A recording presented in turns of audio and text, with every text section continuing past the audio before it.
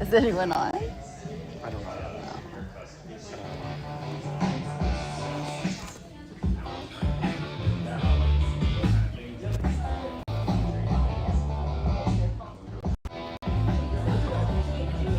So if I like look at a message.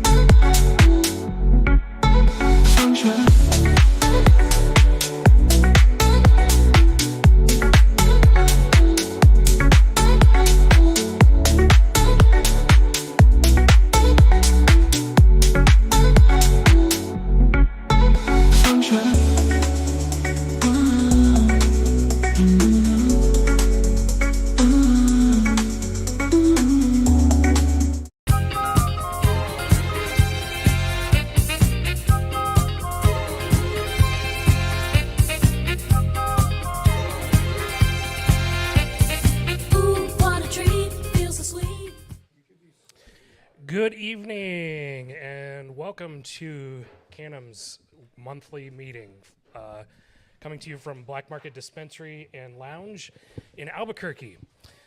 First, I want to definitely thank Don Romero, the owner of Black Market Dispensary and Lounge, and Farmers. Thanks for hosting us and giving us such a great space to have our member meetings every month.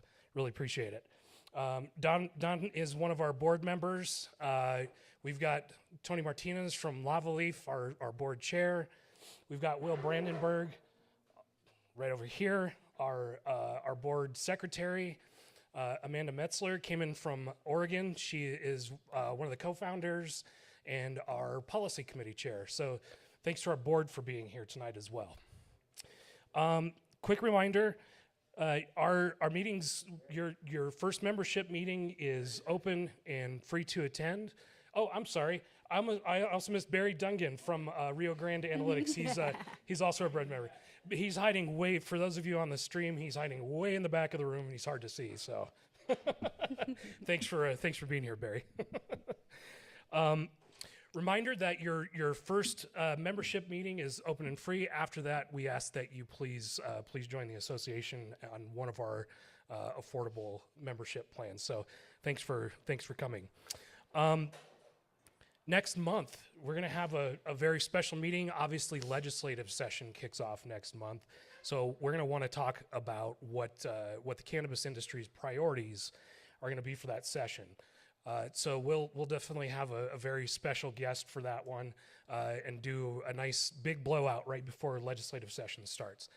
During legislative session, mark your calendars tentatively for some time in mid-January. We're going to host a cannabis day up at the legislature. So what we'll do is get some really cool swag bags together. We'll go through the roundhouse and talk to our elected officials, our state reps, state senators, and maybe even the governor. Spend the day talking with them, and in that evening, we're looking at maybe doing a very special legislative smoke sesh after our fun time at the Capitol. So stay tuned for that date. We would love to have all of you there talking to your elected officials about cannabis in New Mexico, why it's important, and actually educating our elected officials on cannabis in the state. So let's get our meeting started for tonight. Our first special guest for this evening is Bobby Martinez from Cielo Alto Strategies. Thank you, Bobby, for sponsoring the meeting. Of course, and thank you for having me. Thank you for being here tonight. So, Bobby, if you I feel like I have a unique perspective on the industry. I worked in the industry in college, worked my way up to management.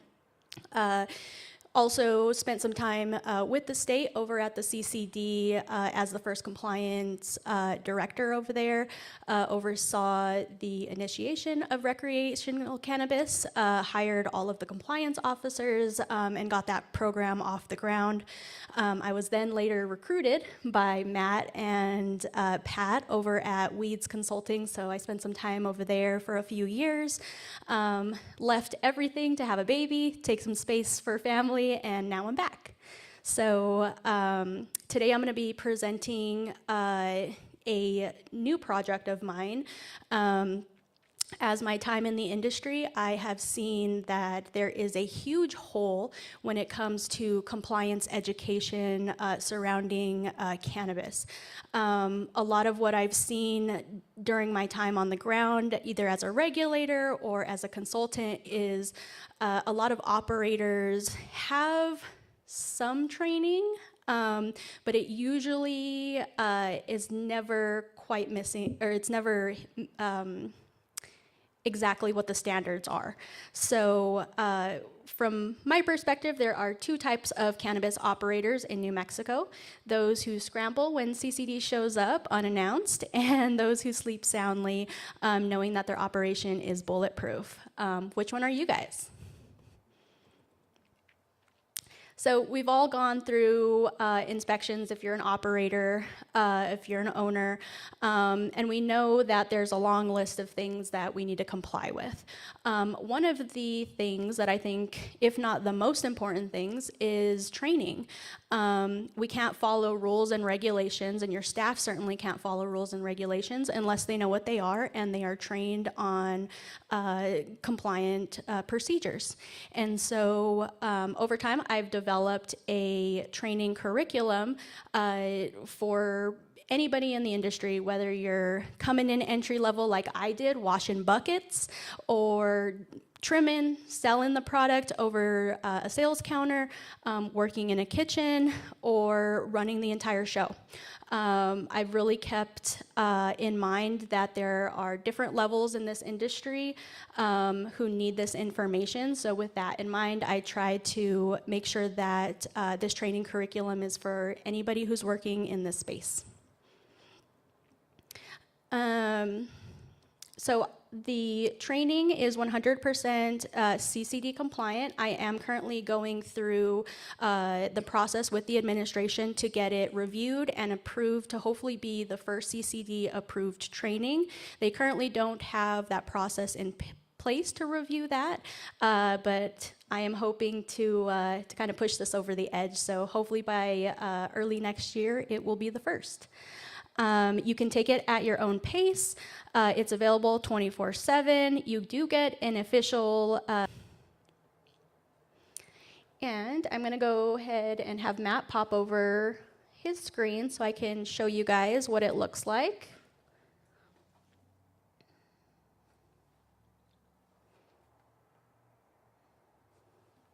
So when you first register, you'll come to this home screen on my website. If you are looking for training for your entire team to get group rates, I do work on the back end to make sure, one, you get the discount, and then two, to get everything set up for you. If you can go to, scroll up a little bit, Matt, and then you're going to go, yeah, click that guy right there. Yeah. Is it on there?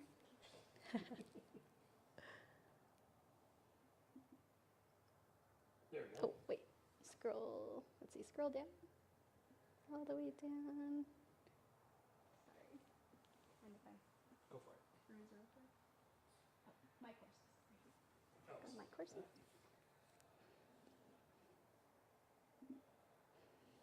Right, and then if you can click on that first Cannabis 101 training.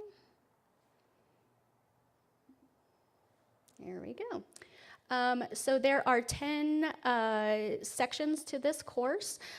We cover everything from general CCD rules and regulations, federal rules and regulations where everything currently sits, all the way through health and safety, security procedures, emergency action plans, rules related to consuming on-site, advertising, pretty much anything related to compliance and the operation of your cannabis business, whether you're a cultivator, manufacturer, or retailer.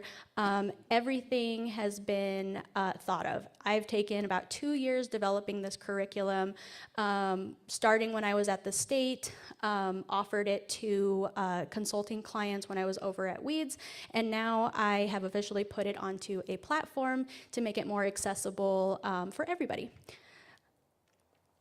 Yeah, and so I would love to offer everybody a fantastic discount for launching before we do get the CCD approval.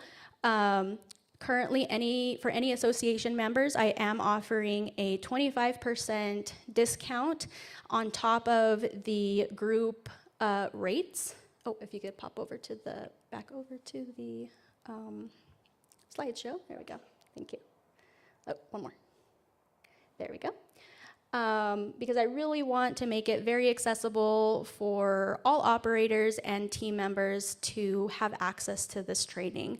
I kind of think of it as very similar to alcohol server permits. And so I think if we're going to require the industry to have a standardized training and renew it every year, it also needs to be affordable and accessible.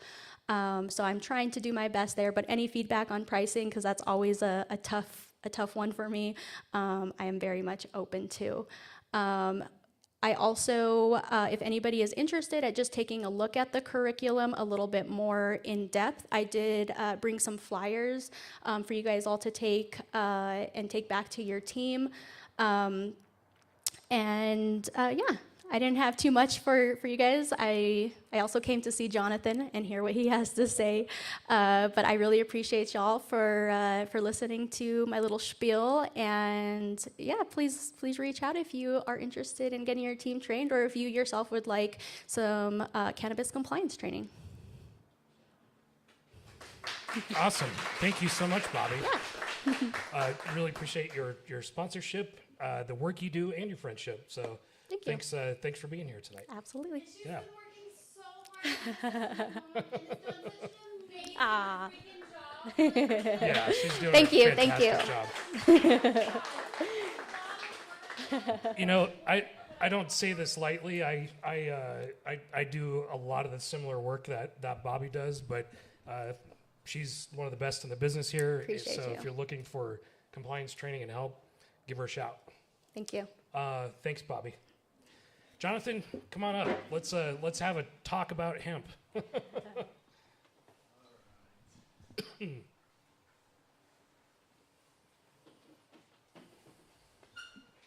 cool in here. I gotta leave the jacket on. It's a little chilly, yeah. No worries.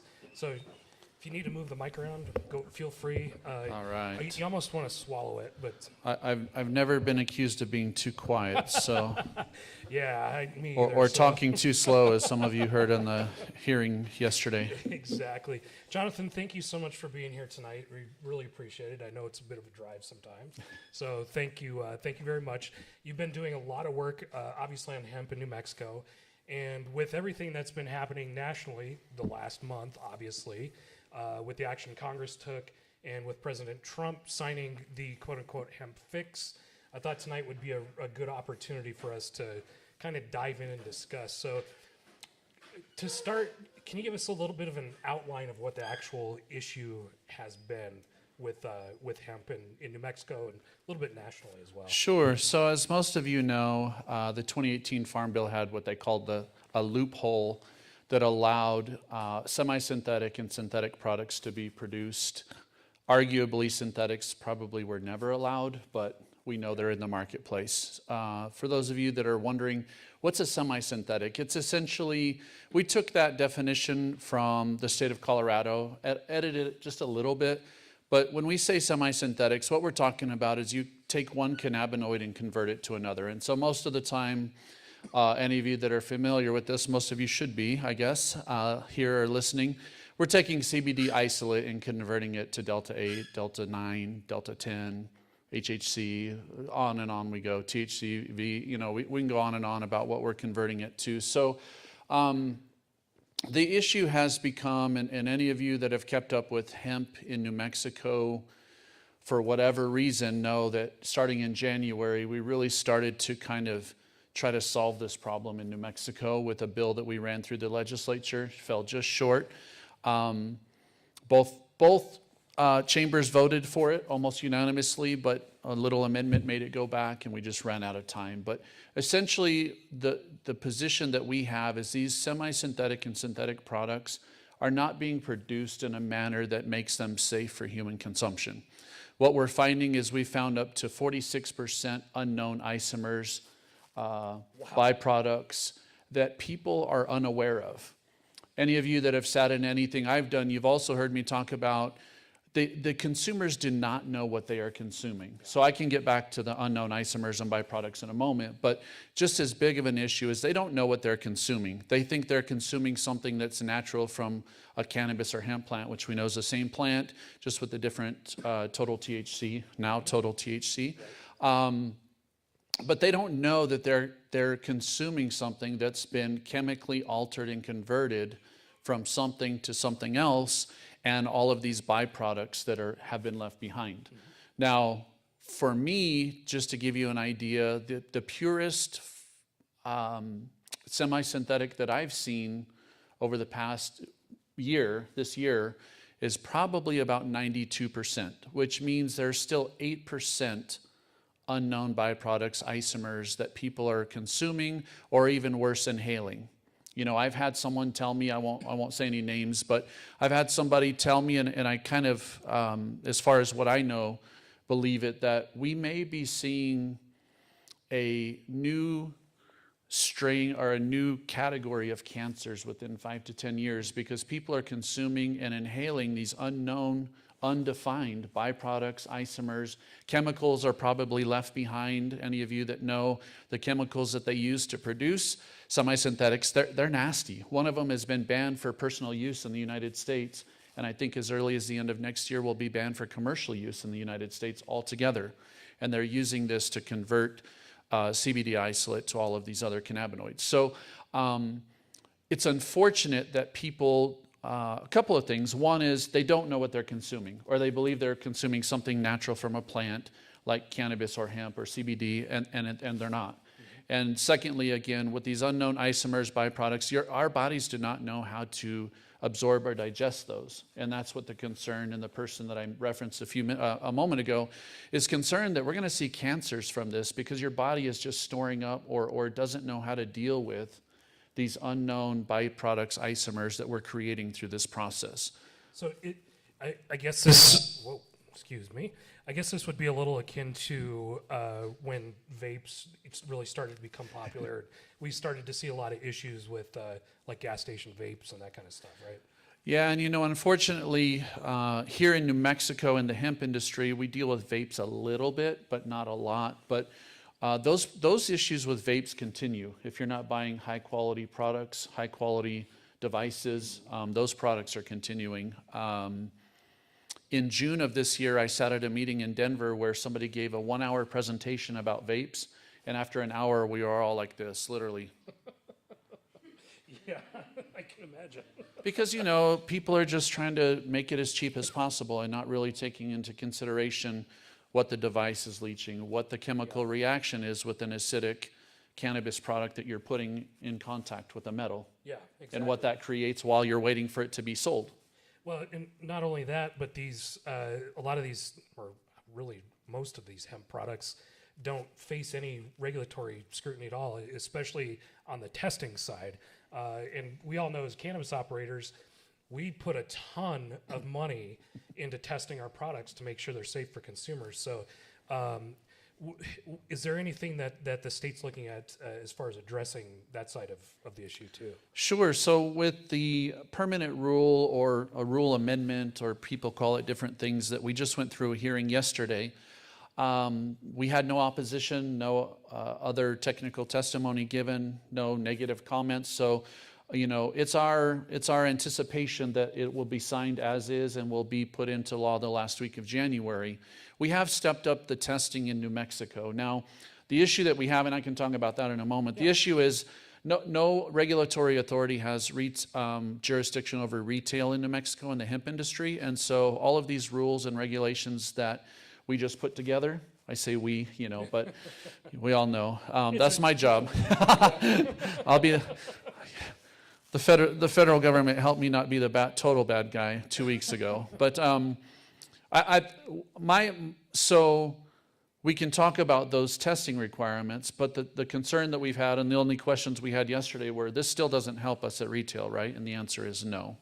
And so, you know, it's my hope that a bill can go forward again in the next legislative session that would, again, give somebody, the Environment Department, Cannabis and Hemp Bureau the authority over retail to hold outside product to the same standards that we hold in-state produced products to. Now, when you said about testing, we've always had important testing like cannabinoid profiles. We've had for dry, what I call dry usable hemp. And it's funny, y'all, if any of you, everybody's read a regulation, right, or a rule, or they're not fun to read, right? But I know y'all, and I know y'all read them to find loopholes. I'm just kidding. I'm just kidding. No. We can be real here, right? We would never We can do be that. real. Yeah, nobody's looking for loopholes. But you know, I was in food for 21 years. I've been in hemp since 2019. Do the cannabis edible side. We can talk about that too if we get to that as well. But I've become a master at identifying loopholes along with you all. So I could probably find more than you all can find. So, but there's things like dry usable hemp. I use that term and everybody's like, nobody uses that term, but I had to cover a broad, that was my loophole closer that nobody could say, well, you know what, you said smokable, so we're gonna sell it as salad toppings. Like we had somebody try that, but I had already covered it with dry usable hemp. So suckers, just kidding. So we've done stuff like that, but we've had the microbials panel. So we've always had testing in New Mexico. The thing that we've done now is we've stepped up. In 2019, it was very difficult. Hemp was kind of not new, but new as far as a regulatory framework. And so we left pesticides out intentionally in 2019, but we put that in now. And so on the hemp side, we are stepping up the testing a bit more for pesticides in New Mexico. And we are currently in the process of finalizing that panel that our approved labs must use. And the difference in hemp, and I think people know this, but we have labs all over the country that are approved by our Bureau because it's a federally legal product. So it can be shipped anywhere across the US legally. And so when I say approved laboratories, it's not just the few that we in the cannabis industry here know. We have a list of about 25 approved labs on our hemp list. Okay. And so we're developing that panel that they'll have to use to test those pesticides. If you're testing hemp, please see Barry at Rio Grande Analytics. He'll get you tested. So we love our local labs for sure, but if they're backed up, Jonathan's got you covered on other labs. Walk us through a little bit what your rules changes are looking like, and then we can dive a little bit into how that actually impacts the cannabis industry.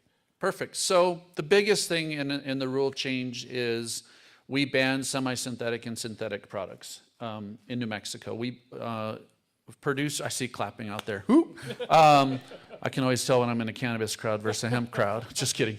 But with the exception of a few, and I'll talk about the exception in a moment, but there's a whole list of, again, the loophole closer that I am, I listed out about 6 different things, like you cannot possess, market, receive, advertise. The biggest one is possess. Like that covers everything, right? Like if you can't possess it, you can't do any of the rest of the stuff. But we threw in all of that because I can hear somebody say, I don't possess it, I just sell it. No, you can't market it, you can't sell it, you can't distribute it, you can't. So there's a long list of things. So basically what we said is, we've seen enough of this research. We've seen enough of the horror. You know, I was talking earlier about the unknown, undefined. We've seen up to 46% unknown that people are about to ingest or inhale. Isomers, byproducts, chemicals. So that's the biggest kind of thing that we did. And I was talking to a couple people that knew about our emergency rule in August. So that solidified that. Okay. Now, we did allow some what we would call, and I did not define it on purpose, but non-intoxicating cannabinoids. And we have a list of those. There's 9 of them that are allowed, but they have to be at a 98% purity level. Okay. And so that's one of the biggest changes. Another change that we made was we're in the process of, I've been meeting for 2 days now about how we're going to enforce this, but you have to prove that the material you receive is hemp derived. And so that can be in the form of COAs. Now, it happened by chance, but I got the best example that I could have ever gotten by accident this last week. And I got a they called it a chain of custody, and it was 23 pages of COAs. They tested it from harvest to crude to distillate to, there's a couple stages in there that I don't even know what they are, to isolate and then to the conversion. Okay. Unfortunately, this ended up in, I think I estimated around $250,000, $300,000 hold order that this company's under now because they used a semi-synthetic to produce that much product recently. So that's very unfortunate for that company, but everybody that I know of is aware of the rule. We work really hard, and I don't know your experience with other agencies, but I work really hard to communicate. Like I have a big long email that'll go out very soon about what happened yesterday and what it means going forward. But we try to go out of our way. I even promised between the version that we released in September for this final rule, and we were able to then, we did 2 public meetings and we made changes to it. I even took the extra step of highlighting the changes so they could see what they got in September versus what they got in November. And so we try hard to communicate. So that's a very unfortunate situation I just mentioned, but that's a lot of product on hold.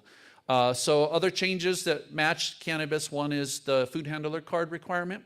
So that's coming into hemp now. So that's in manufactured food in New Mexico, cannabis.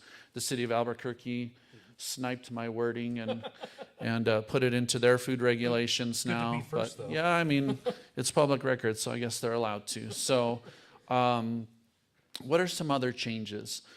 Let's see. I just want to cover the big ones, but you might have a question about a couple of others. I seem to remember from August there was we had talked about, I think, like an approved list of where the cannabinoids could come from, am I recalling that correctly? Well, we do have a list, and so in hemp is also unique in the fact that you can bring it from other states. So we don't have a list, but what we have is we have a defined criteria that you can receive things from other states. And so basically what it is that if you want to receive any type of hemp extract, hemp intermediate product, there's all these terms people use, isolate, it has to be from a company, of a facility that's licensed by a state hemp authority to do the practice that they do. Because what we've run into is some are permitted or licensed by the Department of Ag to just grow and harvest, and then they're like converting, and it's like, they're distilling and isolating. It's like, no, you don't have the permit to do that. Yeah. So that's continuing. Some of the other big changes are to the labeling. Okay. There's a lot, labeling is a significant change to the industry.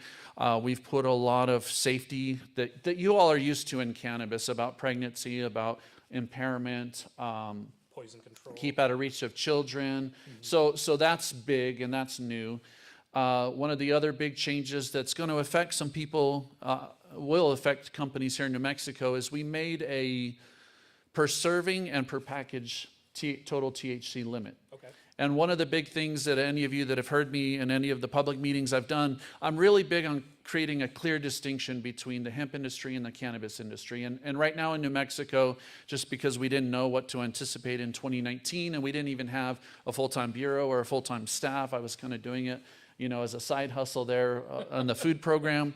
But right now, people can make any type of, any product at any milligram and create the biggest package with 10 million milligrams in it. So we wanted to fix that. So we did, or hopefully we did. Yeah. We anticipate that we did. So right now, we see 5, 10 milligram gummies. We see 10 milligram beverages, as everybody knows.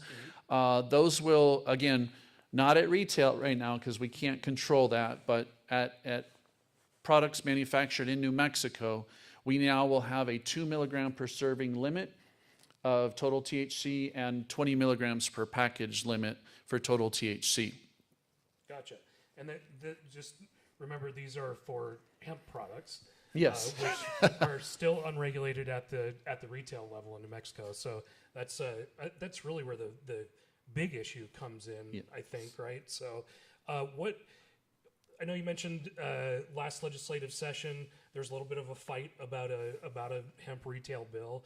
Are you expecting to maybe see that bill come up again next session? And if so, what does that look like? I have to be very careful because I have no authority to say what will come up or what will not come up, but we're hoping it will.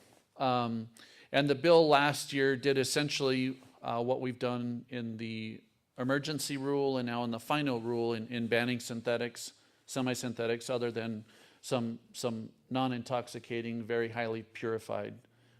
So what we wanted to do in the bill, we've already done in the rule. Gotcha. But that giving the authority, the big part of the bill was to do that statutorily, but we're able to do it by rule. Gotcha. So we did. But the big part of the bill that I hope would come back is giving the department and the Bureau authority over retail statewide. And that would then allow us to then say any product coming into New Mexico must meet the same standards that our manufacturers must meet. And we have science. And that's the other thing is anybody that knows me that's worked with me, we're looking at science. They've called me the most industry-friendly regulator they've known, but not in a way of letting people get away with it, because people are like, no, I hate what you make me do, but you explain it to me. Yeah. You tell me why, not just what, and they like that. So we're very strict. We're very, I want a level playing field. Yeah. And so what we're hoping is to do that same thing in retail, and what we planned in the bill allowed for product and location registration so that we can review products just like we do. Has anybody here, I don't know if you have comments online, but has anybody been through our hemp application process? Okay, well, I've done it, but it's no joke, right? no, it's a serious thing to go through. So why don't you walk us through a little bit what's required of that application? Oh, sure. And whatnot, because I don't think a lot of folks are familiar with it, or even that it has to be done in a lot of cases. I brought it up because it's probably one of the most complicated applications in the United States, like no joke. And I don't say that to be the big bad regulator, but what I say is we're going to make sure that what you're doing is safe, that you're doing it properly, that you're doing it consistently. And what that does is it helps business owners hate it up front, especially in these two industries. And the cannabis, when they have to come through us for edibles, it's the same process, and they hate it, and they don't know what to write, and they're not used to it. I can't promote who was just sitting up here, but somebody can help you, it sounded like. Bobby, absolutely. Matt can promote. I can help too, but go to Bobby. Yeah, but the big part of the application that people really struggle with, or that's new to them that they're not used to, is we have what's called an operational plan. And that operational plan, we make you, and people don't like it, but it's protected by law. You give us your formulation, and we're going to make sure that scientifically it's safe, and we're going to identify steps that are in your process that may lead to issues, and quite a few people have to go to what's called a process authority. And we have, like in New Mexico right now, we have Willis Fidio down at New Mexico State. I heard he retired, but then he came back. He can't quit. So I don't know if is that true? I think he's back. I think they said he retired, but he came back as a consultant or something. But in that operational plan, you have to give us your formulation, you have to give us key steps, you have to identify every ingredient. People don't like that, but they have to. I'm like, don't, and then you don't get a permit. So, yeah. But again, it's protected. We take it very seriously. We put it in a separate folder. It's labeled trade secret, not available to the public, and it's kept separately in a file. So we do what we can we feel like, and the reason the process is so long for us in that operational plan, which includes formulation, ingredients, packaging, labeling, it includes SOPs for everything under the sun. People don't know what an allergen control plan is. We require that as part of the operational plan. If you're a dual use facility, we make you treat everything like an allergen, and you have to control everything like cannabis or hemp or food or other cannabinoids. So It's a long process that people aren't used to, but what it does is it allows us to be proactive in the process to help you make sure that you don't have a recall that's going to have your name in the news because you made 5 people sick or you killed a person and now you're out of business because something that we could have helped. Now, we're not consultants, but we can only evaluate. So that's the tough part, Matt, is I know how to fix everything that I see wrong, but I just can't tell somebody how to fix it. I can only tell you what's wrong. Yeah. I can tell you what's wrong, and even though I know how to fix it, I can't tell you how to fix it. Or my staff can't either. Gotcha. But we end up with applications anywhere from 60 to 500 pages. Wow. And those operational plans are required for each product. And so, and we give you a list. It's not like we tell you to give us an operational plan and we don't tell you what to expect. We give you bullet point by bullet, everything that you need to include on that. You can just go 1 through 15 and give us the information. So it's basically a guide to walk through the application. It is, you know, and one of the things I said in my testimony yesterday at the hearing was that we did so much work on the application to try to get it as user-friendly as possible to still get the same information. And what I did is I took the application that we worked probably 150 hours on over the first 6 months of this year combined, and we just made that into the new rule. So the new rule matches all the work we did on the application. Gotcha. Yeah.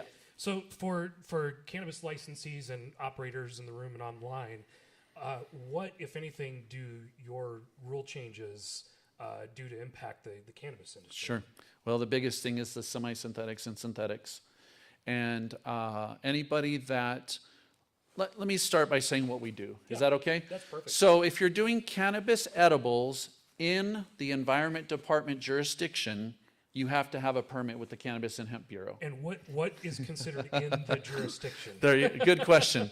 So in New Mexico, we only have 3 jurisdictions. We have NMED, or you know, in this realm, Cannabis and Hemp Bureau.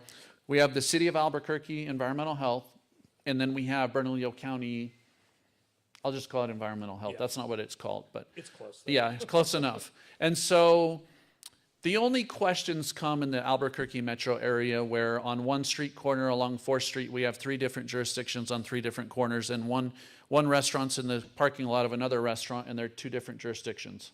Wow. So in the Albuquerque area, we can help people, walk people through that. You know, if you call our office right now, my assistant will give you a phone number to call and say, hey, I need a jurisdiction check, and here's the address. Gotcha. And they'll tell you right away. Perfect. Yeah. It's kind of like almost like a zoning check when we're going through a licensing. So, Exactly. You did mention that there is still a list of approved cannabinoids that can be used, and I'm assuming cannabis operators need to follow those regs as well, correct? Yeah, so right now in New Mexico, we're a little bit different than states like, say, Colorado, maybe Oregon, where we don't have a lot of manufacturers doing any semi-synthetics or synthetics.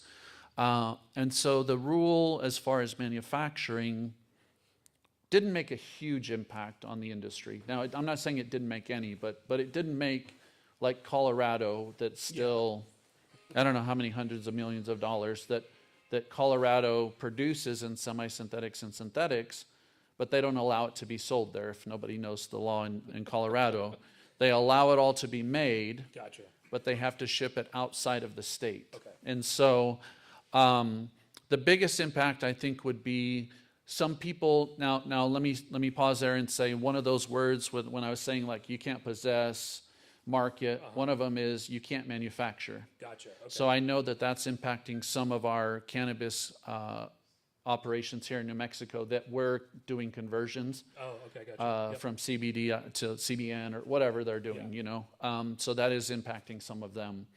But now what we did to try to be somewhat fair is say, okay, you can still purchase it, Yeah. but you've got to prove this 98% purity or greater from an approved lab. And you basically just have to show your COA or the other paperwork that comes with Correct. it. Okay. Correct. No, that's not bad. We do have a one quick question that came in from chat from Daniel. He said, what about products not manufactured in New Mexico? I'm assuming, Daniel, if you can clarify that a little bit, but I think he's talking about testing or if people can bring product in from out of state. Sure. What's the requirement for that? Right now, there is no requirement, essentially. There's, I know the New Mexico Department of Justice has been looking into these products and has spent a considerable amount of time researching these products. But right now, jurisdiction is, there doesn't seem to be a jurisdiction in New Mexico. I think that's pretty clear. And so unfortunately, when we have people saying, when we do have stores or smoke shops or whatever contact us, it's like, okay, listen, you can bring in whatever you want, but please listen to what I'm about to tell you.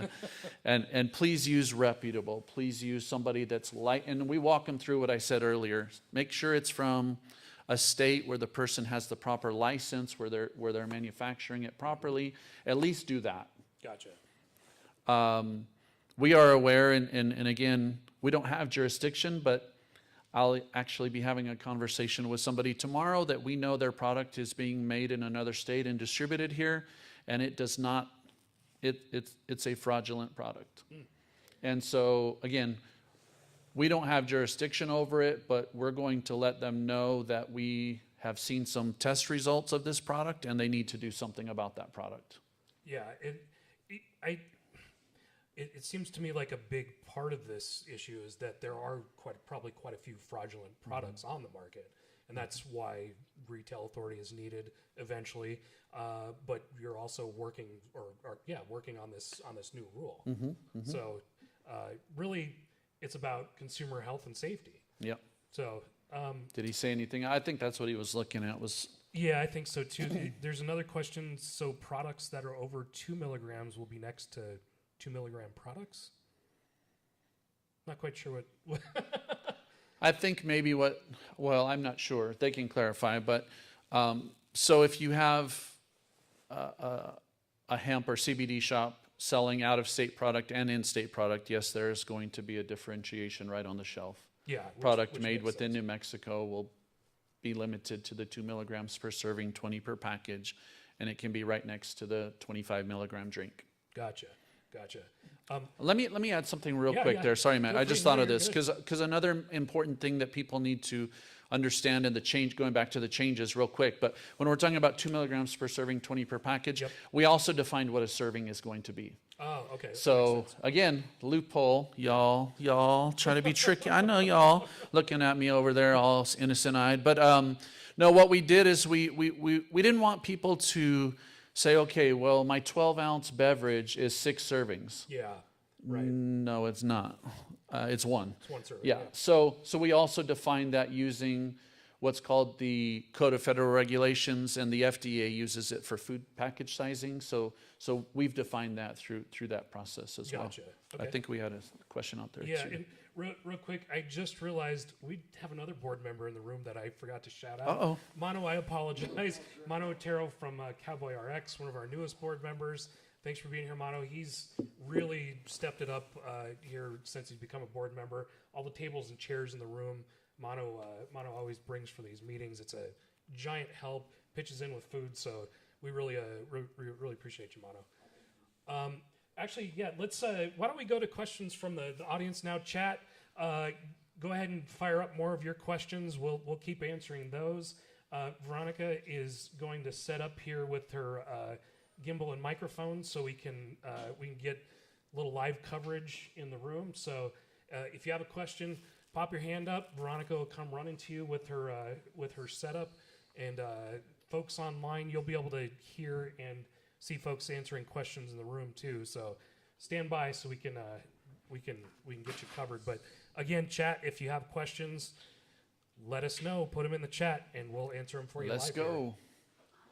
Here. All right. First question is Tony over here. Thank you for the education. It's been awesome. I wish you were the someone in charge at the CCD. We often speak of like the good old DOH days whenever regulation was consistent and strict, because it keeps things from getting too wonky. We appreciate a level playing field, and back in the medical days, the applications were 500 plus pages. So I applaud you on being fair and having that reputation. I think that's the proper relationship for a regulator and the regulated is to have that, like, man, they're tough, but they're fair, and understanding each other is what it's all about. With all of these changes, where did terpenes land? Like we've been talking about cannabinoids. My main concern when I was watching all these things transpire was, you know, we're starting to achieve scale. We have distillate. We have really terpy cannabis, but sometimes you want to change the flavors that you had because variety is that spice of life. So, where did terpenes land in this whole regulation? You know, where they landed in the hemp regulation, and can I pause there just for a minute and go back to a question you asked that we didn't finish, and then I'll come back. Tony, right? So I started to say there's two ways the cannabis industry interacts with the Cannabis and Hemp Bureau. One is through edibles. We started that in the jurisdiction talk we had. So if you're in our jurisdiction and you do edibles, you have to do the same application process, and we review that on top of CCD licensing. The second way that you might be involved with us, and this part is statewide. Gotcha. And that's what we have to make sure is on the cannabis edible side, it's jurisdiction based. If you are having hemp extract of any type, so hemp extract is basically, if you have any cannabinoid, not terpene, but cannabinoid, you have to have what's called a hemp warehouse permit with the Cannabis and Hemp Bureau. And so CCD has been out, people have been doing different cannabinoid mixtures into their products, and they haven't had a permit with us. So Gotcha. We need to make sure and do that. Now, if you're taking cannabinoids and you're mixing them into a non-edible cannabis product and you don't do any edibles, you wouldn't need that cannabis edible permit with us as well. Does that make sense? Yeah, that makes sense. And then if you do have cannabis edibles, this is crazy, so I don't want to confuse anybody, but did that make sense so far? So like if you're holding hemp extract but not doing edibles, you need a hemp warehouse permit from the Environment Department. If you're doing cannabis edibles, you need a permit from the Environment Department to make the edibles if it's in the jurisdiction. If you're incorporating those cannabinoids into edibles, cannabis edibles, your warehouse permit is covered under your cannabis edible permit with us. Okay. Does that make sense? And so I'm not gonna make you get a permit to make the product and then a permit to hold it. And that's another big change. We've done that since 2019. We haven't made warehouse and manufacturers. So we clarified that. Gotcha. But back to the terpenes. Terpenes would just be considered a non-hemp product in the regulation. So the same thing if that, you know, all the ingredients, pectin, flour, whatever you're using, terpenes would be seen as the same. So we would treat them just like we would food, and if there's a question about where they're coming from, we would just have you show that they have permits from the proper state authority or city authority or local county authority in whatever state they're made in to do that, to produce those. Yeah, I know they were getting grouped in with some of the CCD's proposed regs.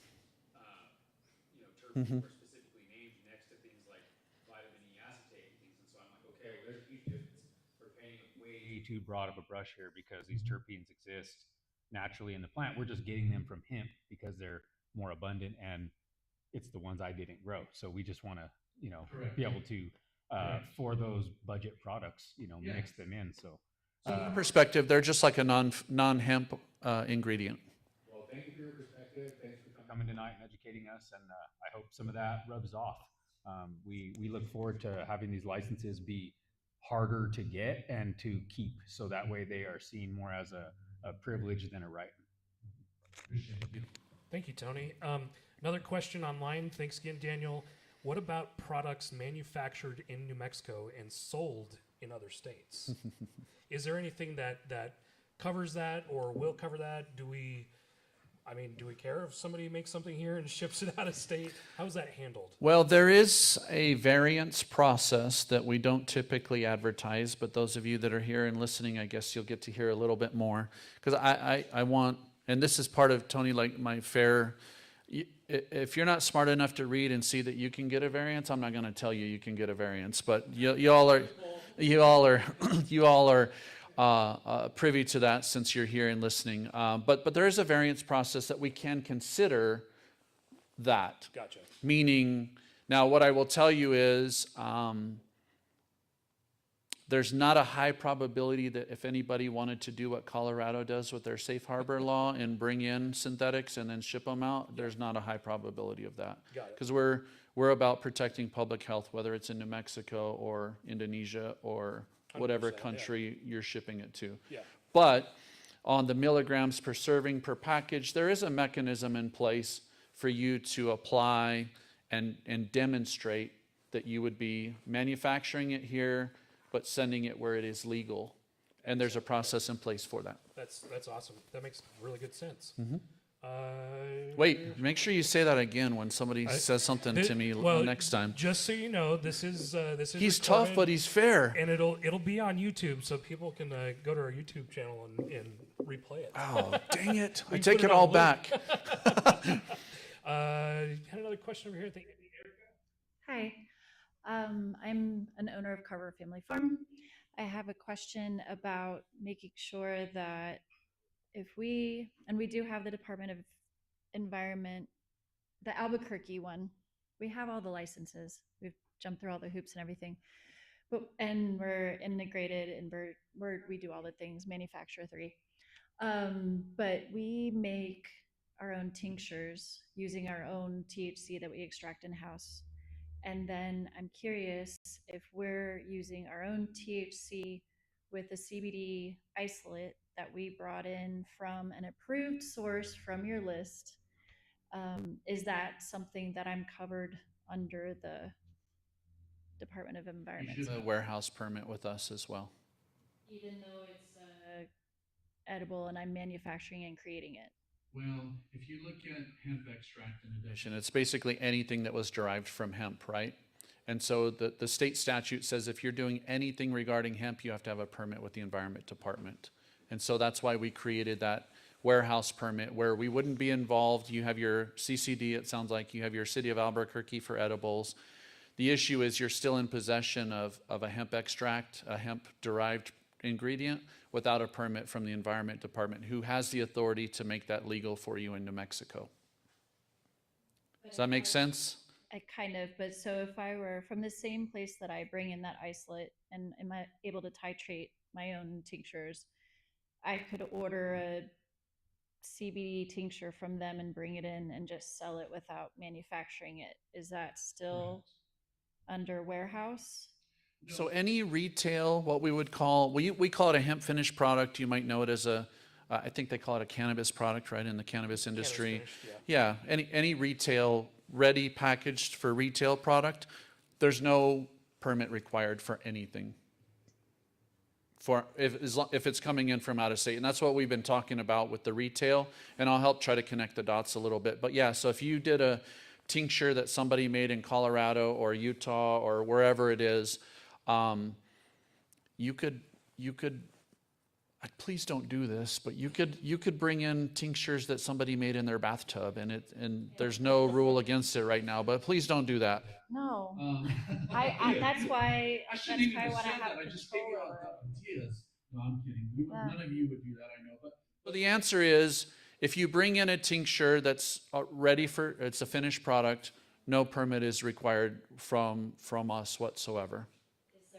Coming? Is that part of what you're working for, or It is is. it okay?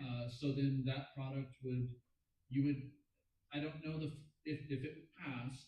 Mm-hmm. I can't say the final what we would be looking at, but there's probably going to be a registration, small amount each retail location, and there may be a review fee for all incoming products. Again, smaller amount because it would be streamlined compared to what we just talked about with the whole application process. Is this for Whole Foods and all of the other places as well?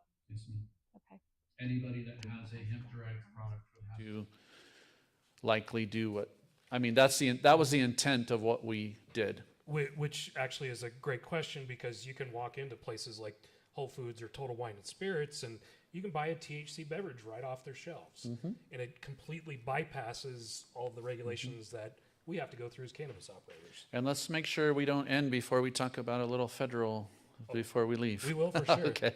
I don't want to run out of time to make sure that if I can make somebody else a bad guy for, I'll do that. Totally. Just kidding. Especially the feds. Yes, sir. Hey, my name is Andrew. I'm also one of the owners of Carver Family Farm. I have a question about seeds and clones. A two-part question. Where do they land and how do you see them? And is it possible to just use my home plants and open up a side store and sell clones since they're hemp and no one has jurisdiction over sales part? So the question was clones, I'm sorry. Clones and seeds. Okay. Where do those stand as far That's all under New Mexico Department of Agriculture. So unfortunately, I can't answer any questions about that because I'm going to leave that to Brad and his team at NMDA. I know that's not helpful to you right now, but okay, I, no, that's actually really helpful. I don't know. I don't know. No one has jurisdiction over seeds and clones. There's nobody. It's absolutely a wide open. Yeah. Speaking of loopholes, technically, and this is my consulting voice speaking. Technically, you'll want to get a nursery permit from Department of Agriculture. Like the sales part, no one's inspecting stores selling 60 milligram drinks, and no one's going around looking at anyone selling clones. So it's basically a wide open. Yeah, it's pretty wide open. And as far as the clones, what I can say about that is they would then be looking at the crop that's grown from those clones that, again. Never flowered. There's nothing's grown from those. No, okay. Unfortunately, when we started in 2019, lots of people trusted clone and seed salespeople, and I think ended up plowing I think so too. Yeah. crops because they were Yeah. not Hey, good seed for I'm hemp. more than happy to chat with you guys to get some answers, so we can sit down afterwards if you want, and we'll go through your questions, and I'll take them to the regulators, and we'll see from there.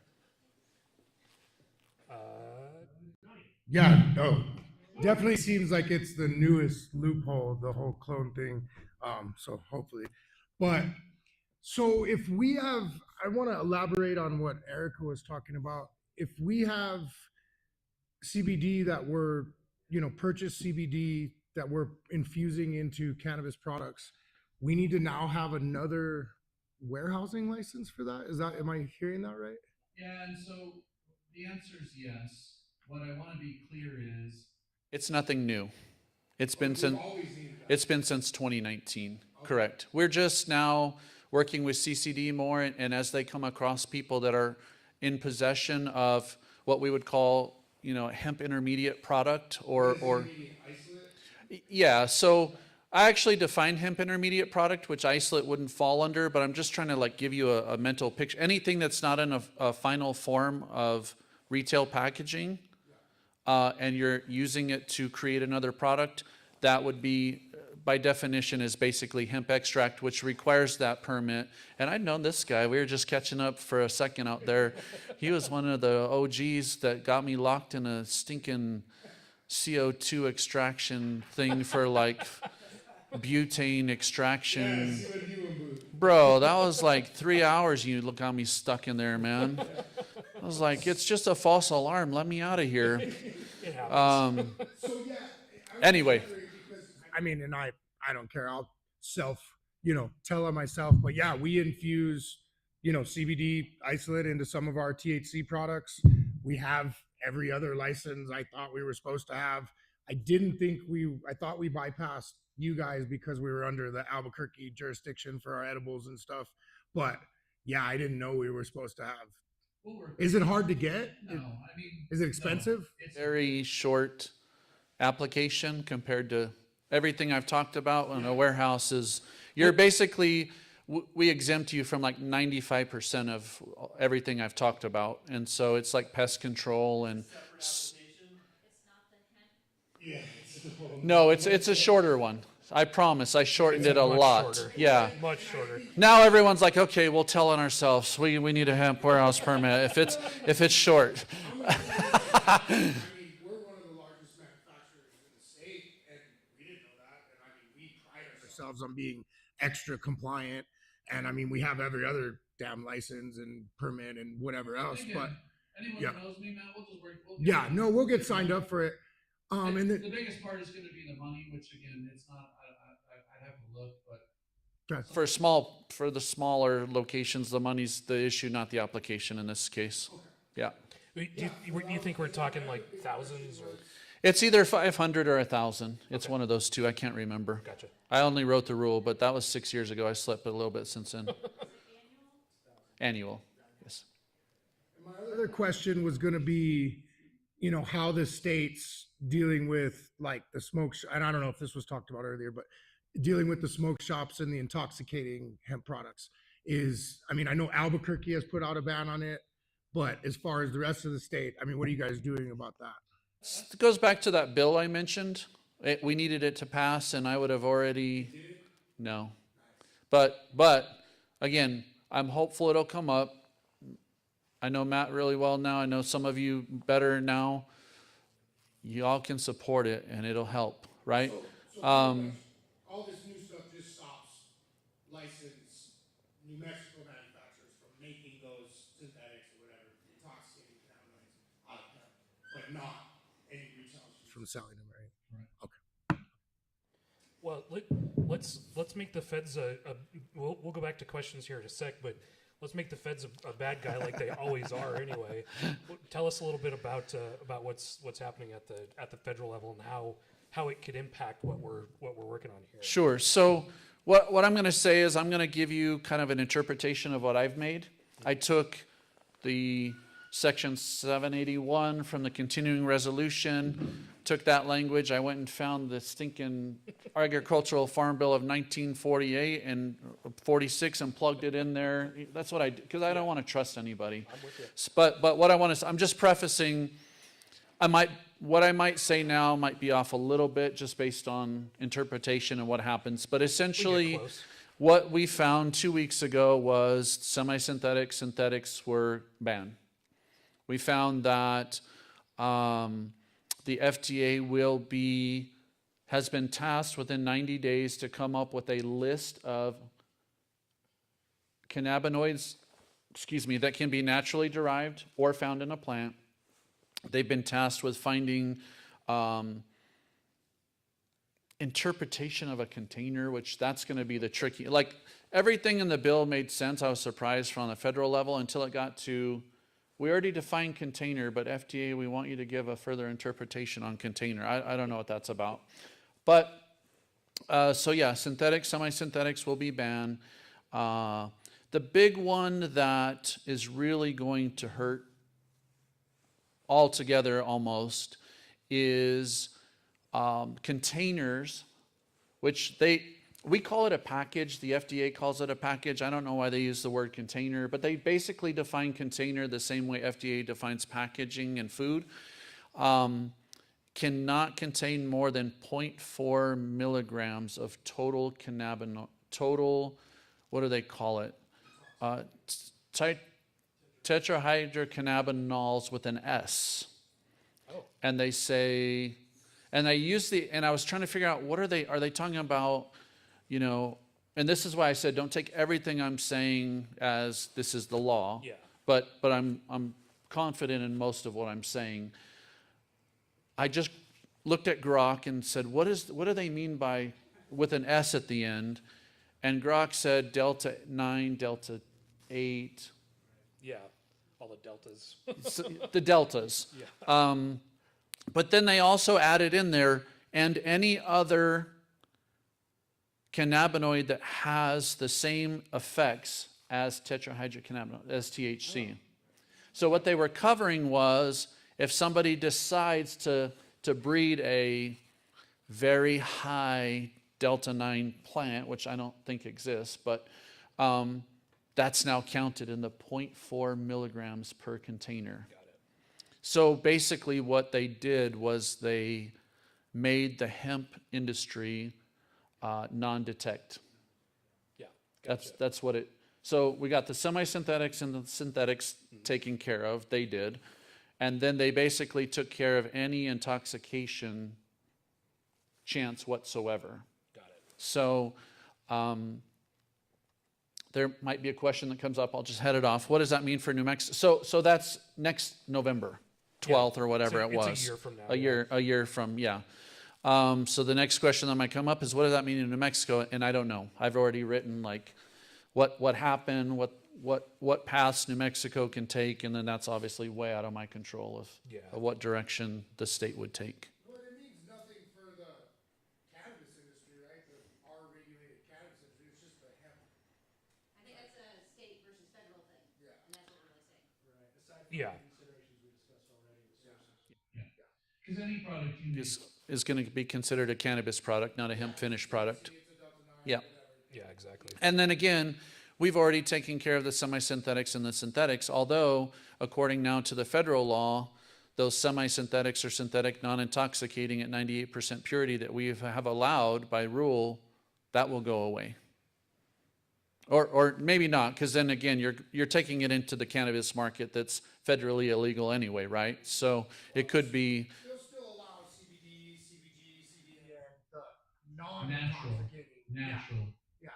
That's the key word, is natural. Naturally, they will allow those. Are they changing that for the actual plant? Like, is the plant allowed to grow naturally under the threshold currently, or are they changing that to how the plant grows as well? No, it's still the 0.3% is still the. Oh, well, it didn't change. I won't say it's not going to change, but it didn't change with what, everything we're talking about, that did not change. Cultivation won't change in that regard.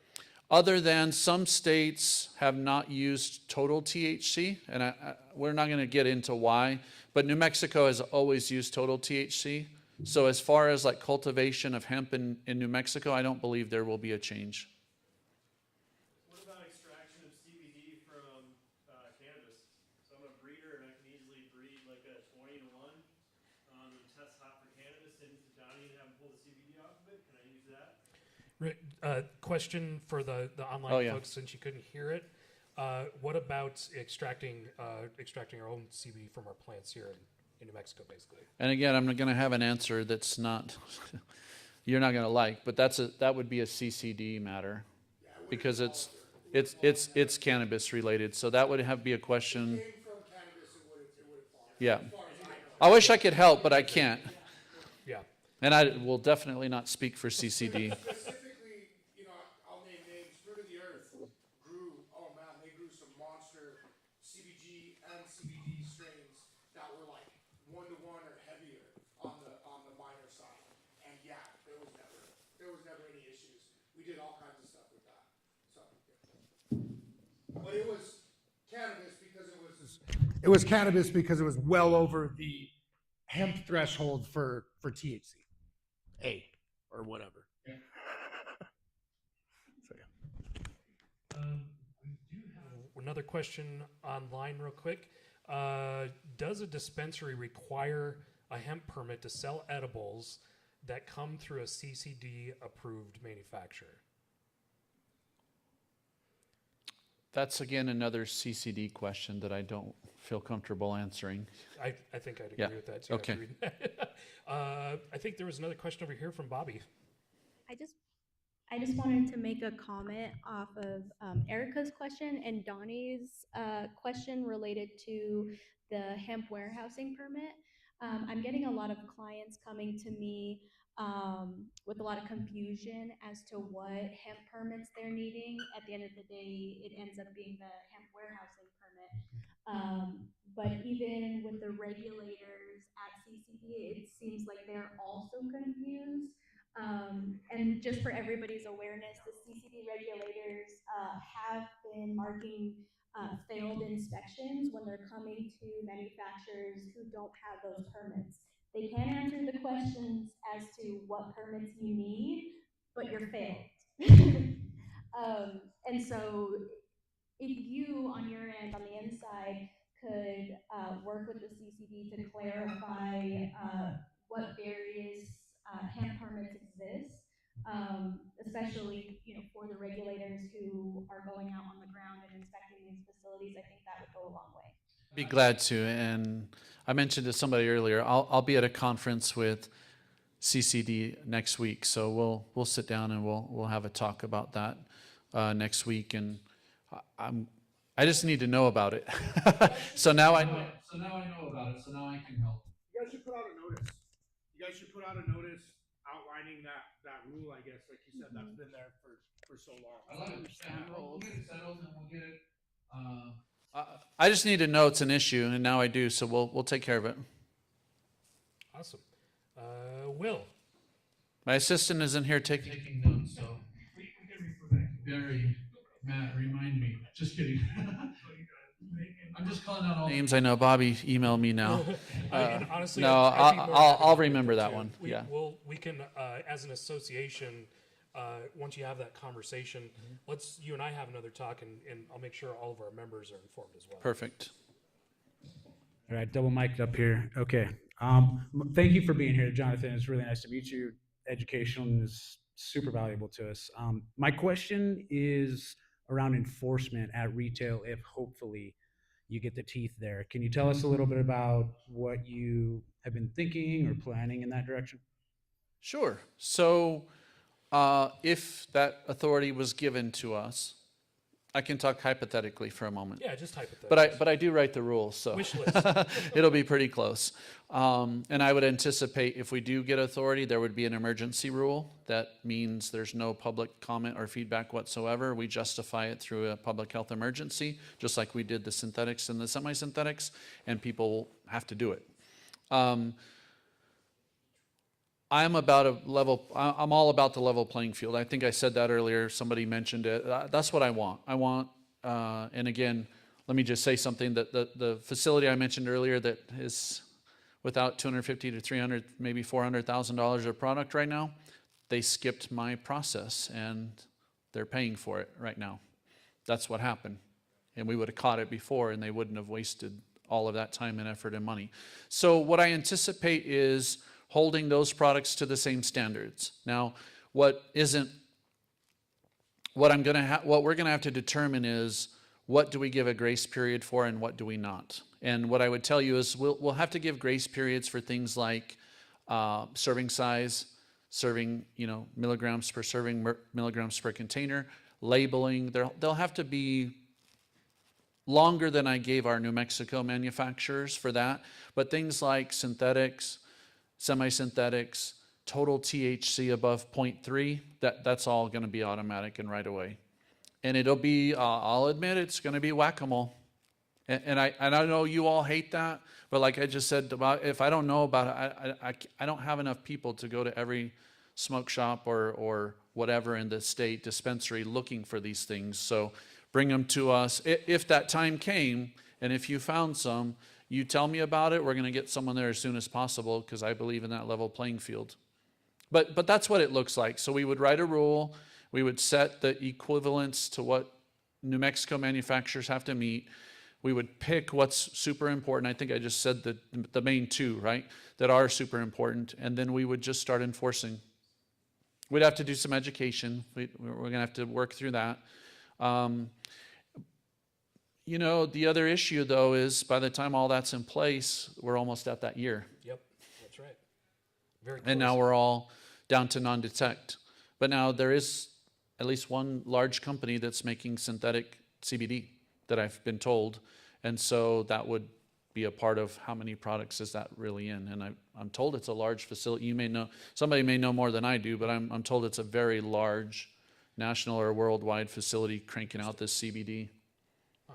Very interesting. We've got time for one more question. Anybody in the room have one more question?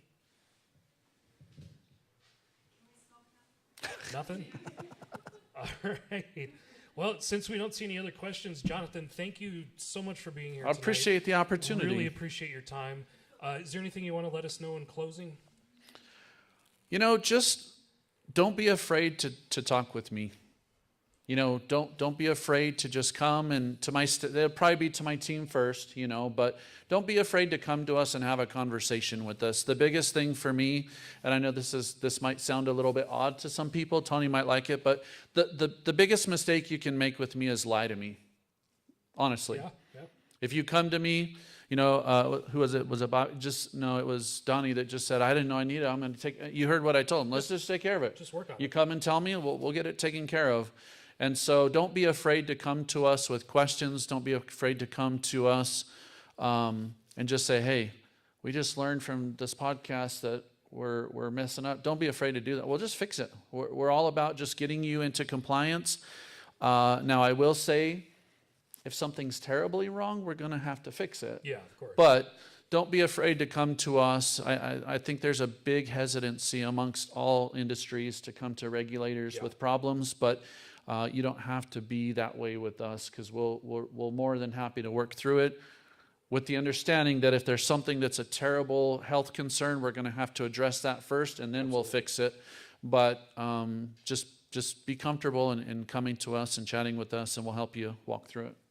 Awesome. And we at the Cannabis Association of Mexico are very much looking forward to continuing to build a great partnership with you and NMED. And so far we've really enjoyed working with you, and we'll keep that relationship up and open communications channels. So if any of our members have any questions for Johnathan, please reach out. I can help put you in contact with him and his staff, and we'll make sure that you're getting everything you need. So thank you all very much for attending tonight. Thank you to our folks on stream and in the chat for joining us online from wherever you are in New Mexico, or probably even MJ BizCon right now. So thank you guys. Again, next month, we're going to have an awesome legislative preview for what the industry's priorities are going to look like for next session. We'll have a very special guest for that, and we'll probably do a little bit of a tasting with another company with a very special product that's coming out. So hope to see you next month. Stay tuned for everything coming up, and we'll see you again very soon. Thanks.